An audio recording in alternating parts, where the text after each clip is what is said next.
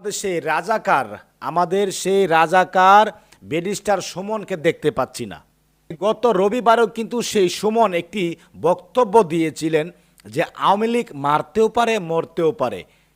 দর্শক, সেই রাজাকার সুমনকে আমরা দেখতে পাচ্ছি না।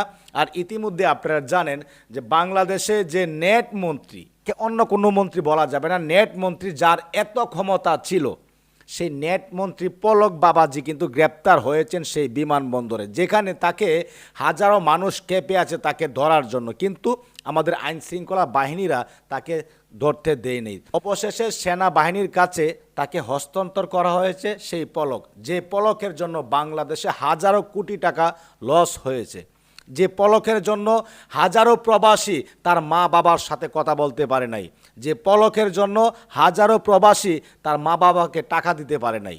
এই সেই পলক। তো ক্ষমতার জোর, ক্ষমতার পাওয়ার বেশি দিন থাকে না। দর্শক শ্রোতা, ইতিমধ্যে কিন্তু বাংলাদেশে আরও একজন মন্ত্রী, যে কিনা পররাষ্ট্রমন্ত্রী, খুব বড় বড় কথা বলছিল।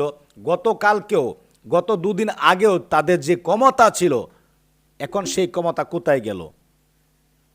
যে ক্ষমতার জন্য সাধারণ মানুষকে মানুষ মনে করে নাই, সেই হাসান মাহমুদ কিন্তু গ্রেপ্তার হয়েছে পালানোর সময়। কোথায়? সেই এয়ারপোর্টে।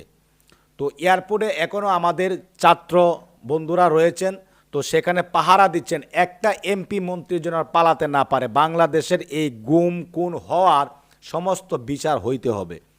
তো দর্শক, আমরা আরও কিছু নিউজ দেখেছি, যেটি হচ্ছে আয়নাগর।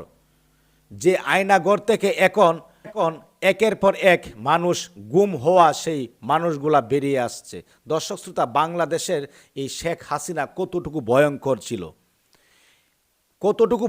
ছিল, সেই আয়নাগরের মাধ্যমে কতগুলো মানুষ সেখানে বন্দি করে রাখা হয়েছে, একমাত্র উপরওয়ালাই জানে। তার সাথে আরও যেটি জানতে পারলাম, গণভবনে কিন্তু গণকবর দেওয়ার একটি সন্ধান মিলেছে, সেই ভিডিও ফুটেজটি কিন্তু আমরা দেখেছি।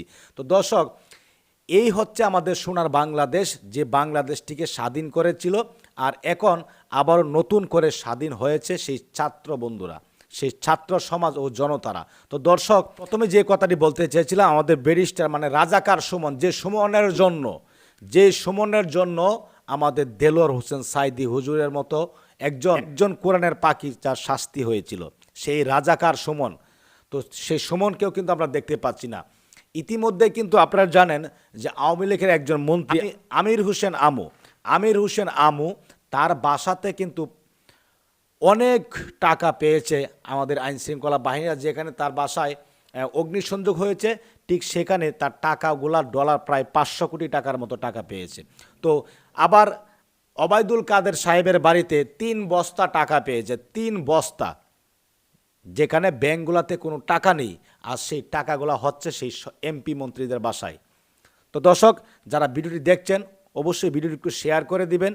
এই যে পলক গ্রেপ্তার হয়েছে, তারপরে পররাষ্ট্রমন্ত্রী গ্রেপ্তার হয়েছে, এমনভাবে চায় বাংলাদেশের এই প্রতিটি আওয়ামী লীগ মন্ত্রী, যারা রাজাকার মন্ত্রী ছিল, প্রত্যেকটা মন্ত্রী যেন গ্রেপ্তার হয়। কারণ বাংলাদেশে বিচার হইতে হবে, বাংলাদেশে এই ছাত্র হত্যার বিচার হইতে হবে, বাংলাদেশে অগ্নিসংযোগের বিচার হইতে হবে, বাংলাদেশের সাধারণ মানুষকে যে গুলি করে মেরেছে তাদের বিচার হইতে হবে।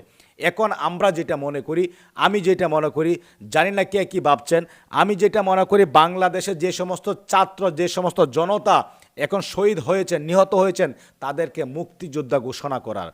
আর যে সমস্ত প্রশাসনের লোক মারা গেছে, তাদেরকে রাজাকার আখ্যা দেওয়ার।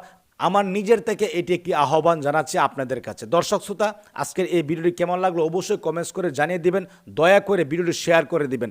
আমি আবারও বলি, বাংলাদেশের যে সমস্ত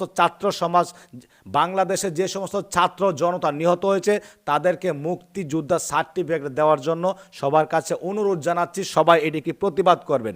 বাংলাদেশের ভিতরে তাদের নামটি স্বর্ণ করে লেখা থাকে। তো সবাই ভালো থাকুন, সুস্থ থাকুন, দেখা হবে আবারও পরবর্তী নতুন একটি আপডেট নিউজে। আল্লাহ হাফেজ।